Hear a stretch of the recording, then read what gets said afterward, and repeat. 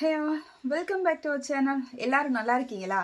ஏதாச்சும் ஒரு தொழில் பண்ணணும், நல்லாவே பண்ணணும், அது சக்ஸஸ் ஆகணும் அப்படின்னு சொல்லிட்டு தாட் நிறைய பேருக்கு இருக்கும்.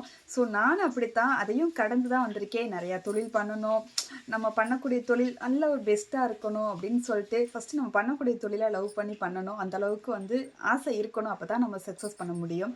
இப்போ நான் என்ன சொல்ல வரேன்னா, ஒரு சூப்பரான குவாலிட்டியான பித்தளை பாத்திரம் விளக்கக்கூடிய ஒரு லிக்யூட் நான் ஃபார்முலேஷன் கொடுக்குறேன். நோட் பண்ணிக்கங்க.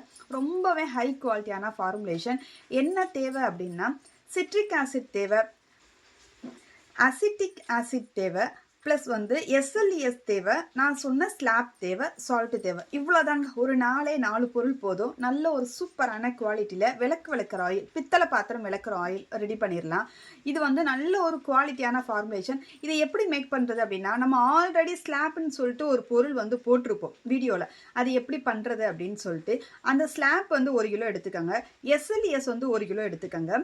இது ரெண்டும் 1 கிலோ எடுத்துக்கோங்க. அசிட்டிக் ஆசிட் கண்டிப்பாக 1 லிட்டர் வேணும். சிட்ரிக் ஆசிட் ஒரு 1/2 கிலோ எடுத்துக்கோங்க. இது எல்லாத்தையும் ஒரு 20 லிட்டர் தண்ணியில் நம்ம மிக்ஸ் பண்ணணும். மிக்ஸ் பண்ணிவிட்டு எப்பயும் போல் பிளெண்டிங் போட்டுட்டு சால்ட்டு கொஞ்சம் கொஞ்சமாக ஆட் பண்ணிக்கோங்க. உப்பு கொஞ்சம் கொஞ்சமாக தான் போடணும். கலர் பொடி தேவைன்னா உங்களுக்கு பிடிச்ச கலர் போட்டுக்கலாம். இதுக்கு பெர்ஃப்யூம் மேக்ஸிமம் அவசியம் இல்லை. உங்களுக்கு தேவை அப்படின்னா லைட்டாக பெர்ஃப்யூம் ஊற்றிக்கோங்க. சூப்பரான ஹை குவாலிட்டியான ஒரு பித்தளை பாத்திரம் விளக்கக்கூடிய லிக்யூடு ரெடி ஆயிடுச்சு. ஸோ ட்ரை பண்ணி பாருங்கள். என்னோட சேனல் பிடிச்சிருந்தா லைக் அண்ட் ஷேர் பண்ணுங்கள், சப்ஸ்கிரைப் பண்ணுங்க.